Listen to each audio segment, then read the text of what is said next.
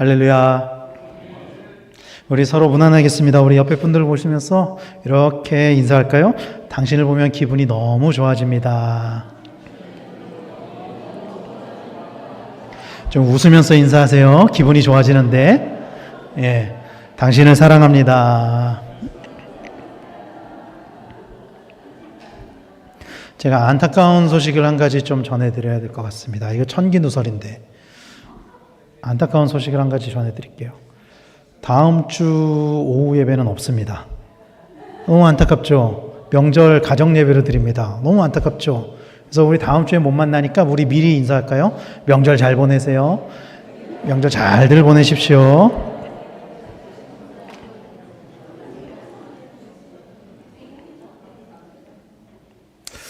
다음 주 예배를 안 드린다 그러는데 아무도 슬퍼하지 않는 것 같아요. 굉장히 저는 슬펐는데. 예. 다음 주 명절입니다. 자녀분들이 보통 오시나요? 보통 오시죠?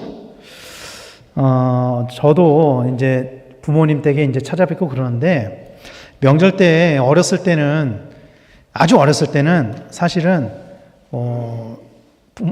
이제 그때는 이제 저는 이제 주로 외갓집을 갔거든요. 저희는 이제 할머니를 모시고 살았고, 또 이제 저희 아버지가 3대 독자라서 친가 쪽은 친척이 많지 않아서 명절 때 되면은 보통 외갓집으로 갔는데, 아주 어렸을 때는 그냥 외갓집에 그 제 의지와 상관없이 따라다니다가 머리가 커지면서부터 가기가 싫은 거예요. 청소년 때부터 가기가 싫은 거예요. 그래도 꼭 갔습니다. 왜 갔는지 아세요, 제가? 거기 가면 저희 이모가 5명, 이모 외삼촌 되게 많거든요. 갔다 오면 용돈이 아주 짭짤하게 들어왔어요. 이모들이 많고 그러니까. 그러면 이제 저는 이제 제 동생 2살 터울 동생이랑 가가지고 갑니다. 근데 이제 저희 외갓집이 그렇게 멀지 않았거든요. 가서 인사하고 그냥 바로 오는 거예요. 용돈 받고 동생이랑. 어렸을 때는 그랬었던 것 같아요. 청소년기 때. 제가 주로 청소년기 때. 근데 이제 저희 이모들이나 이제 뭐 외할머니도 이제 지금은 돌아가셨지만 외할머니도 그렇고, 제가 이게 한 살 한 살 먹으면 먹을수록 저를 안 기다리는 것 같아요. 별로. 어렸을 땐 되게 왜 이게 그 손자 그 자식보다 손자를 더 기다린다고 하잖아요. 근데 이제 한 살 한 살 더 커가면서 이렇게 징그러워지나 봐요. 아들이라 그런지. 그래서 이렇게 좀 막 귀여운 맛도 없어지고 막 그러니까 그런가 봐요. 이제 보면은 저도 이제 저희 아이들을 키우다 보니까 보면은 애들이 커가는 거는 하루하루가 다르고 명절 때마다 다른 것 같아요. 여러분도 그렇죠? 이렇게 손주들 오면은 올해 다르고 내년 다르고 막 이렇게 쑥쑥쑥쑥 크잖아요. 그래서 어떤 때는 가장 이쁜 나이에 좀 멈춰 있으면 좋겠다. 진짜 재롱 많이 부릴 5살? 4살? 요 무렵. 그때, 너무 예뻤는데 얘가 언제 이렇게 컸지?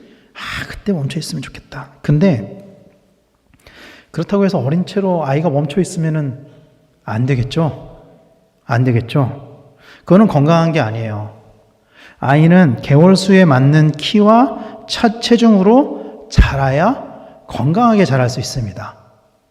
요즘엔 영유아 검진이라 그래가지고 어렸을 때 아이들이 그 몇 달에 한 번씩 이렇게 검진을 받아야 돼요. 그러면 이제 그 개월 수의 평균에서 이게 뭐 키가 큰지 작은지 이런 것들이 다 나오거든요. 근데 어느 정도 그 범주 안에 들어가 있어야 된다는 거죠, 아이가. 그렇게 꾸준히 자라가야 돼요. 자라지 않으면 건강하지 않은 거예요. 어떤 생명이든지 태어나면 성장하게 되어 있습니다. 어떤 생명이든지. 그것이 자연스러운 거예요. 그게 하나님의 섭리예요. 아무리 내가 우리의 자녀들이 가장 예쁜 때에 멈춰 있으면 좋겠다고 생각될지 몰라도, 근데 그거는 아주 엄청나게 큰 문제가 있는 거예요. 그대로 있는 거는. 자라가야 되는 거죠. 마찬가지로 영적인 생명도 태어나면 성장해야 됩니다. 성장하게 되어 있습니다. 처음 예수님을 만났을 때를 우리는 뭐라고 표현을 하죠? 거듭났다. 거듭났다. 좀 고급스러운 용어로 이거를 2글자로 뭐라고 하게요? 성결교회 다니시는 분들이 이거를 못 맞추면 안 되는데, 중생. 중생, 거듭났다. 거듭나는 것에 관하여 요한복음 3장에서 요한복음 3장에 보면 예수님과 니고데모와의 대화에서 니고데모가 이 거듭나는 것을 뭐라고 예수님한테 물어보냐면은 다시 태어납니까? 이렇게 물어봐요. 비록 어머니의 태로 다시 들어가는 것은 아니지만 거듭난다는 것은 영적으로 다시 태어나는 것을 의미하는 것이죠. 그리고 영적으로 그렇게 태어났으면 생명을 얻었으면 성장해야 하는 것입니다. 반드시. 근데 사실 성장이라는 것은 한계가 있어요. 우리 육신이 성장한다고 해서 계속 성장하는 것은 아닌 것 같아요. 와, 이게 계속 성장한다고 상상하면은 와, 이 나이를 한 살 한 살 먹을수록 계속 큰다고 생각하면은 그것도 좀 아찔해요.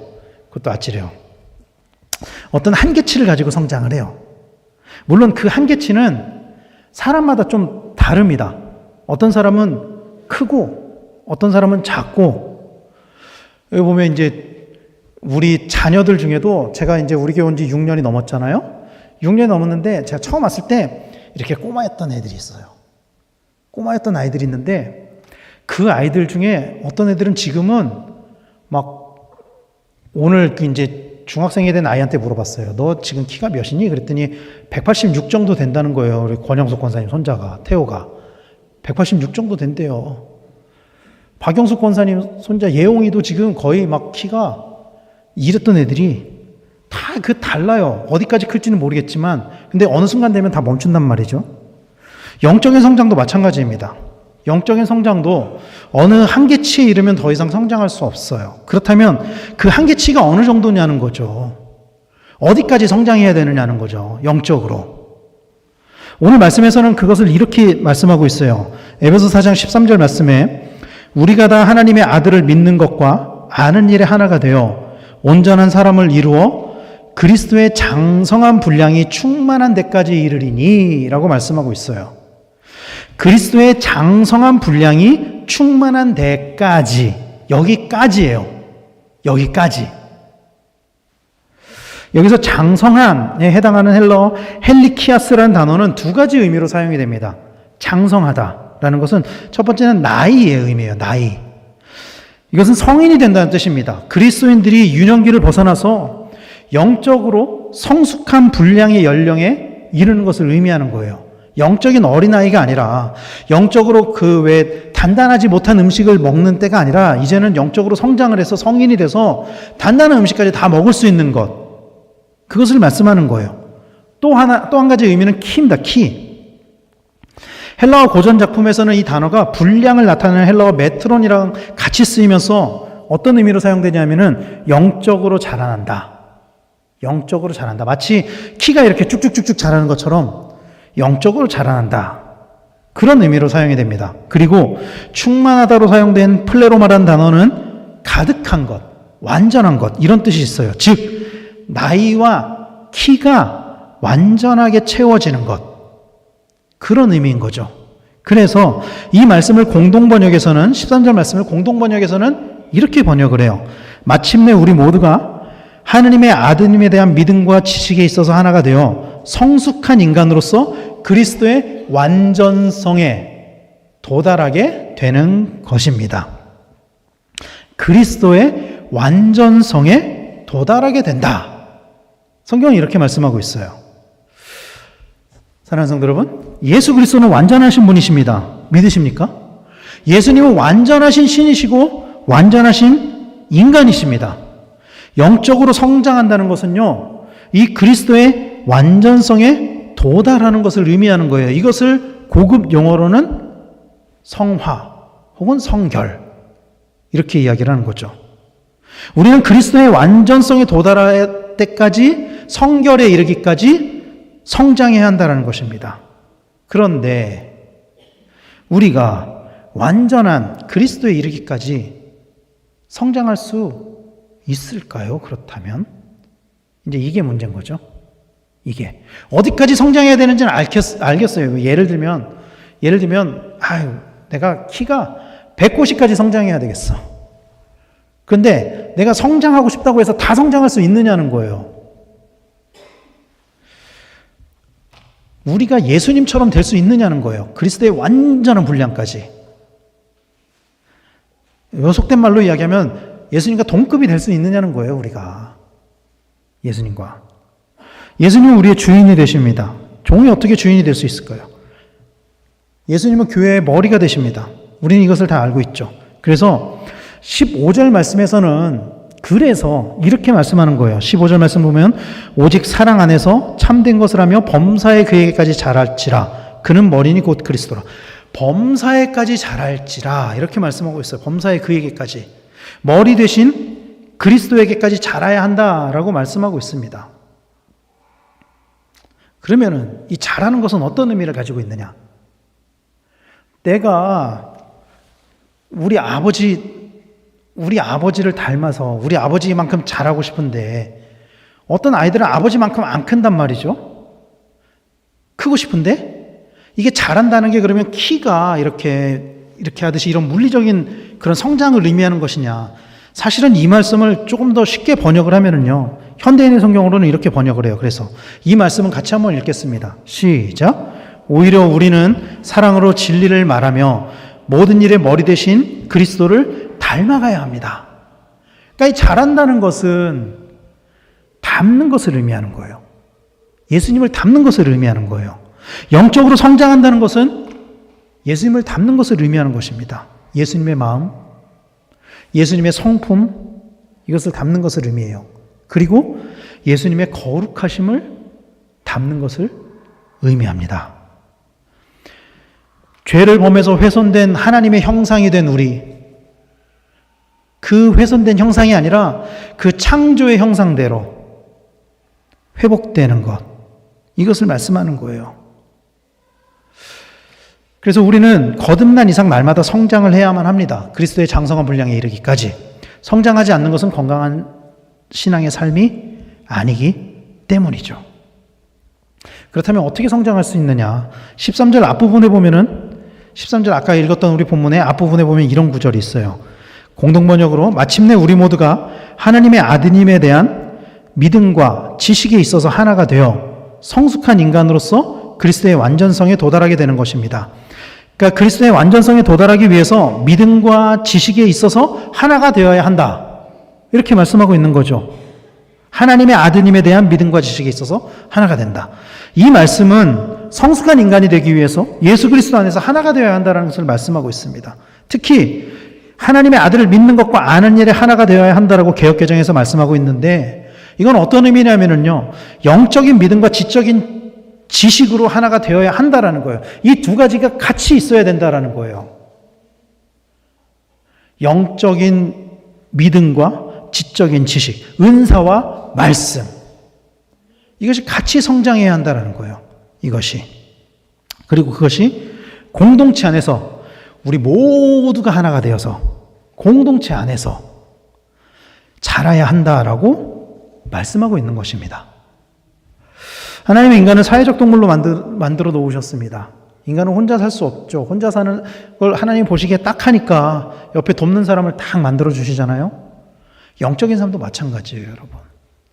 영적인 삶도. 영적인 삶도 함께 있어야만 성장할 수 있습니다. 먼저 성장한 사람이 미성숙한 사람을 끌어주고 세워줘야 성장이 이루어지는 것입니다. 마치 어린아이가 스스로 성장할 수 없듯이 부모님이 먹여주고 입혀주고 가르쳐줘야 성장하듯이 영적인 성장도 그렇다라는 거예요. 그래서 영적인 성장을 위해 우리에게 무엇이 필요하냐?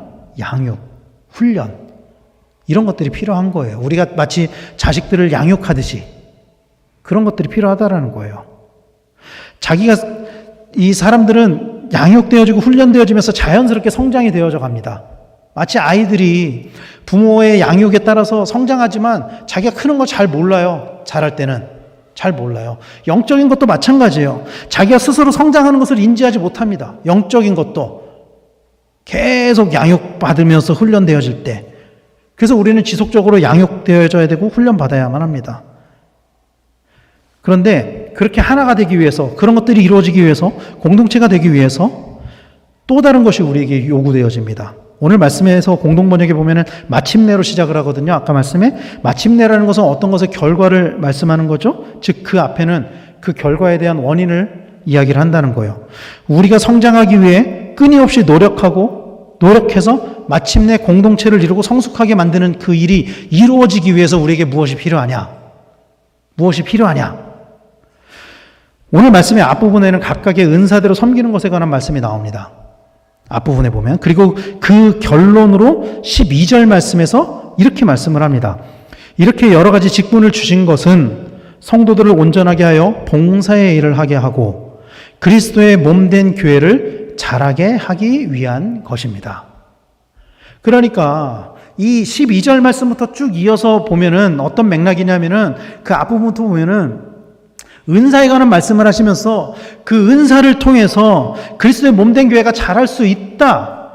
그리고 그런 그 자라게 하는 일들이 우리에게 서로 간에 있어야 된다라는 거예요. 서로를 세워주고 양육하고 그러면서 자라나게 그리스도의 장성한 분량에 이르기까지 이것을 위해서 뭐가 필요하냐? 봉사의 일을 하게 하고 봉사의 일을 하게 하고 제가 아까 이제 노을 찬양대 찬양을 듣고 기분이가 아주 좋아졌다고 말씀드렸잖아요. 왜냐하면 저는 이렇게 말씀을 딱 준비했는데 그 말씀에 맞는 찬양, 말씀과 이렇게 연관되는 이어지는 찬양을 하면 기분이 너무 좋아요. 야, 오늘 말씀을 잘 준비했나 보다. 잘 준비되어졌나 보다. 혹시 제 설교 원고를 보셨나요? 노을 찬양대에서? 예. 하나님께서 우리에게 새로운 삶을 허락하시고 우리에게 성장하게 해주시고 우리를 부르신 이유에 관하여 이렇게 말씀하고 있는 거예요. 봉사의 일을 하게 하려. 일하러 가세. 예. 그리고 그로 말미암아 그리스도의 몸된 교회를 자라게 하기 위한 것. 이 이유가 그리스도의 몸된 교회를 자라게 하기 위한 것이다. 표준세 번역에서는 이렇게 말씀을 합니다. 그것은 성도들을 준비시켜서 봉사의 일을 하게 하고 그리스도의 몸을 세우게 하려고 하는 것입니다. 그리스도의 몸을 세우게 하려고 하는 것. 그리스도의 몸은 무엇을 의미하죠? 교회를 의미하죠. 즉 우리를 부르시고 우리를 자라게 하시는 이유는 우리를 통해서 교회를 세우고 교회를 성장시키기 위한 그런 목적이 있다라는 거예요. 우리가 각각 섬기고 있는 그 자리에서 우리의 가정에서 우리의 일터에서 우리의 교회 공동체에서 작은 교회를 세우고 또 그 교회를 자라게 하는 것 그리고 그 노력이 이어져서 우리가 교회 공동체를 이루고 온전해질 수 있다라고 오늘 말씀은 이야기하고 있는 것입니다. 그것을 말씀하고 있는 것입니다. 사랑하는 성도 여러분, 사람은요 먹기만 해서 자라는 것은 아닙니다. 먹기만 해서는 자랄 수가 없습니다. 먹는 만큼 에너지를 분출하고 또 먹는 만큼 배설하기 때문에 성장할 수 있는 거예요. 우리는 훈련을 통해 말씀을 통해 예배를 통해 영적인 성장을 위한 영양분을 공급받습니다. 또 공동체 안에서 그런 영양분들을 공급받죠. 그러나 공급만 받아서는 안 된다라는 거예요. 공급을 받은 만큼 그 영적인 에너지를 사용해야만 한다라는 것입니다. 계속 공급만 받으면은요 살 수가 없어요. 너무 비대해지거든요. 영적으로도 계속 공급만 받으면은 너무너무 비대해질 수밖에 없어요. 근데 저처럼 이렇게 예쁘게 살찌는 게 아니라 머리만 이렇게 막 비대해지는 거예요. 머리만 막 이만해지는 거예요. 공급만 계속 받으면은 머리만. 그러면 안 된다라는 거예요. 그래서 언젠가는 공급을 받는 것이 아니라 공급받은 만큼 배출하고 또 스스로 성장하는 것이 필요하다는 거예요. 에베소 4장 16절 말씀은 공동번역으로 이렇게 말씀합니다. 우리의 몸은 각 부분이 자기 구실을 다함으로써 각 마디로 서로 연결되고 얽혀서 영양분을 받아 자라납니다. 그리스도를 머리로 하는 교회도 이와 같이 하여 사랑으로 지체를 완성해 나가는 것입니다. 우리의 믿음의 분량이 커지는 만큼 영적으로 성장하는 만큼 우리는 우리의 구실을 다해야 합니다. 우리의 구실을 다해야 돼요. 우리는 사람도 자라면서 사람 구실을 해야 되거든요. 그 나이대에 맞는 그 역할들을 해야 돼요. 나이가 들면 속된 말로 나이값을 해야 되고 책임을 질 줄도 알아야 되고 나이를 먹으면 먹을수록 아는 것도 더 많아지고 책임을 져야 될 일도 더 많아지고 이게 자연스럽고 당연한 거라는 거예요. 언제까지 마냥 계속 받아 먹을 수만은 없다라는 거예요. 언제까지나. 영적인 성장도 마찬가지입니다. 우리가 성장하는 만큼 우리는 우리의 역할을 찾고 역할을 다 해야 됩니다. 그럴 때 그게 되어야만 비로소 온전하게 스스로 성장하게 되는 거예요. 그게 되어야만. 그리고 우리 개개인의 성장은 교회의 성장을 의미하는 것이죠. 우리가 각자의 구실을 다하여 서로 간에 연결되고 선한 영향력을 끼치게 되면 서로 간에 우리의 교회는 온전한 사랑의 공동체가 될 줄로 믿으시길 바랍니다. 사랑하는 성도 여러분, 그래서 우리가 속해 있는 모든 공동체에서 여러분들의 역할에 충실하시길 바랍니다. 하나님이 우리를 키워주신 만큼, 영적으로 이만큼 자라나게 하신 만큼 공동체를 향해서 여러분 봉사하십시오. 헌신하십시오. 하나님께서 우리를 자라게 하신 이유입니다.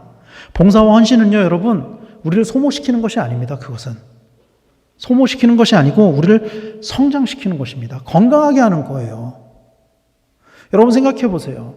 열심히 운동을 하는데 땀이 안 난다고 생각해 보세요. 건강하지 않은 거예요. 많이 먹었는데 이게 배설이 안 된다고 생각해 보세요. 건강하지 않은 겁니다. 그거는. 성장한 만큼 에너지를 쏟아내야 되는 거예요. 그래야 또 성장할 수 있는 거예요. 그런 성장하는 만큼의 책임을 다하는 그런 교회가 건강한 교회고 그런 성도들이 건강한 성도들입니다. 에베소 4장 16절 현대인의 성경으로는 그래서 이렇게 말씀합니다. 그리스도의 지도를 통하여 온몸이 완전하게 서로 조화되고 각 지체가 각 기능대로 다른 지체를 도와서 온몸이 건강하게 자라고 사랑으로 그 몸을 세우게 되는 것입니다.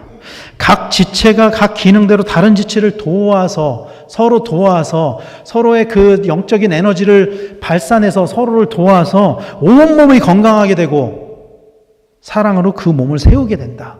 더 건강해진다. 이런 선순환을 말씀하는 거예요. 하나님이 우리를 성장시키신 그 이유를 깨닫고 우리에게 믿음을 주신 그 이유를 깨닫고 믿음의 분량만큼 주님께 헌신하시는 우리 성도님들이 되시길 바랍니다. 그래서 여기서 멈추는 것이 아니라 우리의 믿음이 이만하면 됐지, 이 정도면 됐지가 아니라 더 성장해서 그리스도의 장성한 분량에 이르기까지 성장하는 우리 성도님들 되시기를 간절히 축원합니다. 어린아이의 신앙에서 벗어나서 자신의 삶에 책임을 다하는 그런 성숙한 신앙인으로 옮겨지시기를 바랍니다. 그래서 능히 사명을 다 감당하는 우리 성도님들 다 되시기를 축원합니다. 물론 하나님이 우리에게 주신 사명은 모두가 다 다릅니다. 다 다릅니다. 예수님께서도 달란트의 비유를 하시면서 각자에게 다른 사명을 주셨다고 말씀하셨죠. 근데 중요한 것은 이 달란트에 비해서 중요한 것은요, 얼마나 달란트를 많이 받았느냐가 아니에요. 그 달란트를 받은 것에 대한 태도가 중요한 거예요. 그러니까 하나님이 우리에게 어떤 사명을 주셨느냐가 중요한 게 아니에요. 그 사명을 대하는 우리의 태도가 어떠느냐가 중요하다라는 거예요. 5달란트 받은 종과 2달란트 받은 종의 칭찬을 받았던 것은 그들이 돈을 남겼기 때문이 아니에요. 그들이 돈을 남겨서가 아닙니다. 자신들에게 맡겨진 일에 충성됐기 때문에 칭찬을 받은 거예요.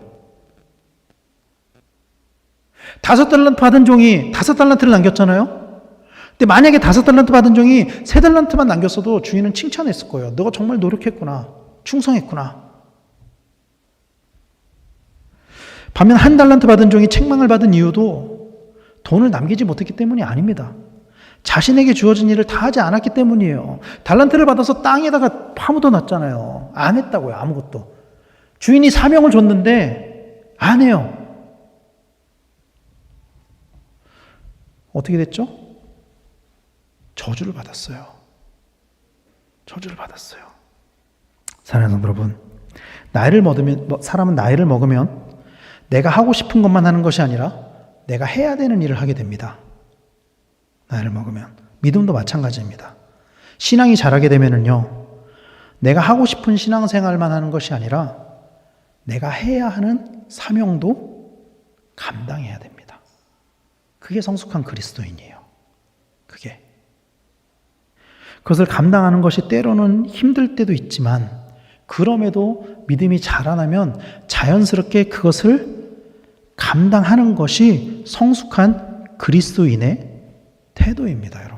믿음이 자라면은 자연스럽게 그것을 감당해야만 한다라는 거예요. 제가 2023년도에 청년들을 데리고 비전 트립을 갔었잖아요, 미국에. 그때 우리 청년 중에 어떤 청년이 있었냐면은 당시에 오랫동안 교회를 안 나오던 청년이 있었어요. 고등학생 때부터 교회를 안 나왔어요. 한 4년, 5년 교회를 안 나왔어요. 그런데 그 청년이 이 비전 트립 이렇게 그 참가 단원들을 모집하는데 거의 막바지쯤에 자기도 가고 싶다는 거예요. 그래서 제가 그 청년한테 그래, 너 가도 돼. 근데 가는 대신에 조건이 있어. 예배에 참석해야 돼. 그리고 이 비전 트립을 위한 준비 모임에 참석해야 돼. 훈련에 참석해야 돼. 그렇게 잘 참석하고 비전 트립을 갔다 와서 이 청년이 바뀌었어요. 삶이. 변화가 되었어요. 그때 제가 비전 트립을 다녀와서 이 청년에게 너는 내년에 교사를 좀 하면 좋을 것 같아. 이렇게 제가 권면을 했거든요. 그 청년은 지금도 교사를 하고 있습니다. 그때부터. 지금도 하고 있어요. 비단 이 청년뿐만이 아니라 제가 그때 그렇게 자라난 청년들한테 뭘 강조했냐면은 니네들이 받은 의무 그만큼 니네들이 교회를 위해서 헌신해야 돼. 봉사해야 돼. 그건 너희들의 책임이야. 믿음이 그만큼 자랐으면 은혜를 그만큼 받았으면 너희는 마땅히 그것을 헌신해야 돼. 그리고 많은 청년들이 교회 곳곳에서 지금은 교사로 악대로 사명을 감당하고 있죠. 사랑하는 성도 여러분, 믿음이 자라난다는 것은요, 나에게 맡겨진 십자가를, 사명을 짊어지는 것을 의미합니다. 믿음이 없는 사람한테는 사명도 주어지지 않아요. 믿음이 있기 때문에 사명이 주어지는 거예요. 감당할 만하기 때문에 사명이 주어지는 것입니다. 우리 각자에게 주어진 사명이 무엇인지 돌아보시길 바랍니다. 비단 교회에서 주어지는 사역뿐 아니라, 교회 봉사뿐 아니라 내 삶 가운데 하나님이 이루시기를 원하시는 것이 무엇인가? 나의 삶의 현장에서 하나님이 나에게 요구하시는 것이 무엇인가? 이루시기를 원하시는 것이 무엇인가? 여러분, 이것을 한번 돌아보십시오. 여러분들의 삶 가운데서 돌아보십시오. 주님은 그것을 이루시기 위해서 우리를 성장시키시고 우리를 준비시키셨습니다.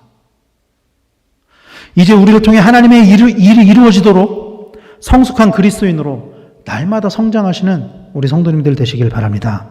예수님이 십자가의 사명을 감당하셨던 것처럼 우리에게 주어진 그 사명을 기쁨으로 감당하는 성도님들이 되시길 바랍니다. 그래서 먼 훗날 하나님 앞에 섰을 때 잘하였도다 충성된 종아 칭찬을 받는 우리 성도님들 다 되시길 바랍니다.